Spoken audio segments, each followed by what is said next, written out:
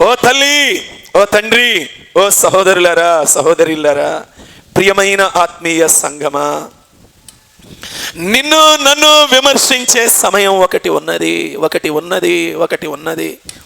మర్చిపోతున్నావా? మర్చిపోబాకు. మనందరము విమర్శ ఎదుర్కోవలసిన సమయం ఒకటి ఉన్నది. తప్పిదం వెంబడి తప్పిదం చేస్తూ నాకు బాగా కలిసి వస్తా ఉంది అని మోసపోవద్దు. ఒక సమయం వస్తుంది, ఒక సమయం వస్తుంది, ఆ మోసం చేసి ఈ మోసం చేసి సంపాదించుకుంటూ ఆహా ఓహో అనుకోబాకు. తప్పిదం వెంబడి తప్పిదం చేస్తూ నాకు కలిసి వచ్చింది అనుకోబాకు. సంగమా, మనతో చెప్తున్నాడు దేవుడు. మోసం చేస్తూ డబ్బులు సంపాదిస్తూ, అన్యాయం చేస్తూ, అక్రమం చేస్తూ, నీ కాలాన్ని గడుపుకుంటూ, దేవుని వాక్యమునకు విరుద్ధమైనవి చేస్తూ నాకు కలిసి వచ్చిందండి, నేను దీవించబడ్డానండి, నేను ఆశీర్వదింపబడ్డానండి, ఓ దేవుడి దయండి.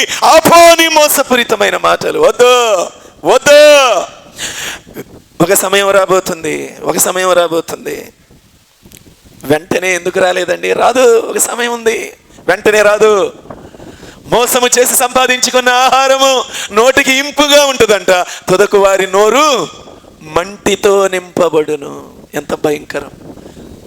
వీళ్ళు ఏమనుకుంటారో తెలుసా? ప్రార్థనకి వెళ్తున్నాం, కలిసి వచ్చింది.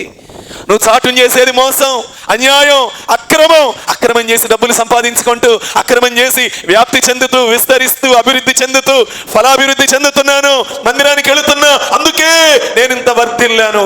చెప్పొద్దు, చెప్పొద్దు, చెప్పొద్దు. నిన్ను నువ్వు మోసం చేసుకోవద్దు.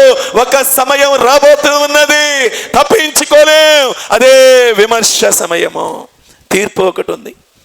నీవైనా నేనైనా ఒక న్యాయస్థానంలో నిలవబడాలి. దేవుడు విమర్శించే విమర్శ సమయం. ప్రియులరా, దేవుడు తీర్పు తీర్చబోతున్నాడు.